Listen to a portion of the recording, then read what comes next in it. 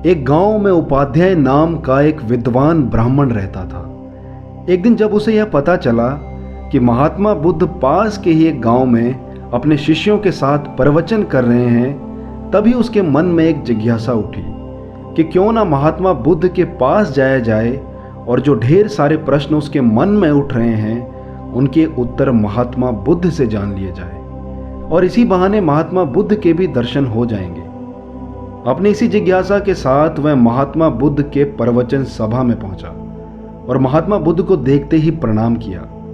इससे पहले कि अपने प्रश्नों को वह महात्मा बुद्ध से पूछ पाता, बुद्ध ने उसकी तरफ मुस्कुराते हुए देखा और कहा कि मैं जानता हूं उपाध्याय कि तुम्हारे मन में मधुमक्खी के झुंड के समान बहुत सारे प्रश्न भिनभिना रहे हैं, लेकिन उनका उत्तर देने से पहले तुम्हें मेरी एक शर्त पूरी करनी होगी और जब तुम मेरी शर्त को पूरा करोगे तभी मैं तुम्हारे मन में चल रही इन प्रश्नों की आंधी को शांत करूंगा। उपाध्याय ने तुरंत पूछा, महात्मा भला वह कौन सी शर्त है जिसे मुझे पूरा करना है?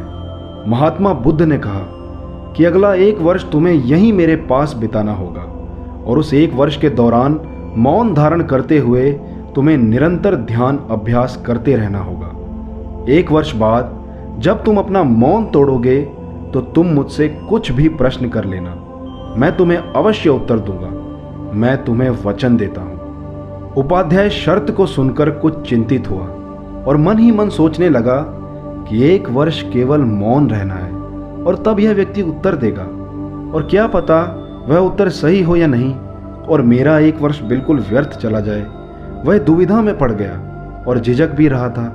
वह अभी शर्त के बारे में सोच ही रहा था कि बुद्ध का एक शिष्य उसकी तरफ देखकर जोर जोर से खिलखिलाकर हंसने लगा। उसकी हंसी सुनकर उपाध्याय और भी परेशान हो गया।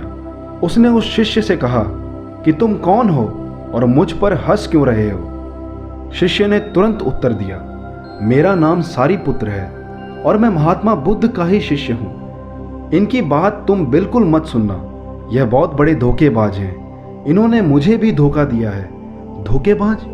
उपाध्याय ने धीमे स्वर में पूछा, लेकिन कैसा धोखा? सारीपुत्र बोला, मैं बहुत बड़ा विद्वान ब्राह्मण था और देश भर में मेरी भी ख्याति थी। जब मैंने तुम्हारी ही तरह इनसे प्रश्न पूछना चाहा तो इन्होंने मुझे भी फुसला लिया और इन्होंने मुझसे कहा, 1 साल भर प्रतीक्षा करो, मौन रहो, ध्यान करो और फिर पूछना, मैं उत्तर दूंगा। लेकिन साल बाद कोई प्रश्न ही नहीं बचा तो मैं पूछता भला क्या, और इन्होंने कोई उत्तर भी नहीं दिया। बुद्ध ने सारीपुत्र की ओर देखते हुए कहा, मैं अपने वचन पर आज भी पक्का हूं, पर तुम अब कुछ पूछते ही नहीं तो भला मैं उत्तर क्या दूं? उनकी बातों पर ध्यान न देते हुए उपाध्याय ने 1 वर्ष वहीं रहने का फैसला किया। उपाध्याय गहरे ध्यान में बैठ गया और मौन होता चला गया। धीरे धीरे दिन बीत गए। उसके भीतर का कौतूहल बिल्कुल शांत हो गया। वह बिल्कुल भूल ही गया कि 1 वर्ष कब बीत गया। एक दिन अचानक बुद्ध उसके पास आए और कहा, यह वर्ष का अंतिम दिन है। 1 वर्ष पहले तुम आज के ही दिन यहां पर आए थे और मैंने तुम्हें वचन दिया था कि तुम 1 वर्ष बाद जो भी पूछोगे मैं उत्तर दूंगा। मैं तैयार हूं, तुम अब अपने प्रश्न पूछ सकते हो। उपाध्याय हंसने लगा और कहने लगा, वह सारीपुत्र ठीक ही कहता था भला, आपने मुझे भी धोखा दे ही दिया। अब तो मैं अंदर से बिल्कुल रिक्त हो चुका हूं। भला मेरे पास कोई प्रश्न ही नहीं बचा तो मैं क्या पूछूं? महात्मा बुद्ध उपाध्याय से कहने लगे और जो उन्होंने उपाध्याय से कहा वह हमारी जिंदगी में चल रहे कई प्रश्नों के उत्तर हैं। उन्होंने कहा कि मन की 2 अवस्थाएं हैं, एक जिसमें केवल प्रश्न ही प्रश्न है और एक जहां केवल उत्तर। लेकिन यह दोनों अवस्थाएं कभी भी साथ साथ नहीं रह सकती।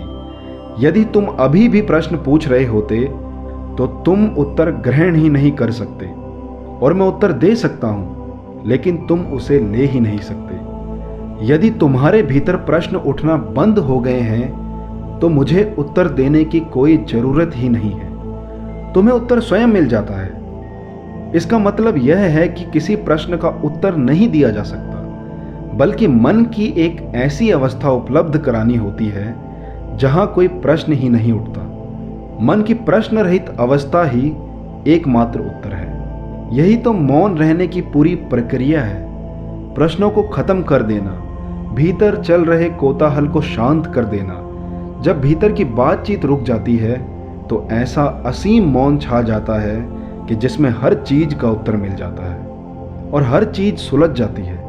केवल शाब्दिक रूप से ही नहीं बल्कि अस्तित्व रूप से भी सुलझ जाती है और तब कोई समस्या बाकी ही नहीं रहती। महात्मा बुद्ध के उपदेश को सुनकर उपाध्याय बहुत ही प्रसन्न हुआ और उन्हें प्रणाम करते हुए बोला, हे महात्मा, मुझे जीवन का यह दर्पण दिखाने के लिए बहुत बहुत धन्यवाद। आगे चलकर उपाध्याय ने महात्मा बुद्ध के उपदेशों को जन कल्याण के लिए जगह जगह पर पहुंचाया। दोस्तों, आपको इस कहानी से क्या सीखने को मिला, कमेंट बॉक्स में लिखकर जरूर बताइएगा। और जीवन को एक नई दिशा देने वाली ऐसी ही और वीडियोस देखने के लिए इस चैनल को सब्सक्राइब कीजिएगा। मैं विराट बिष्ट मिलता हूं आपसे अगली वीडियो।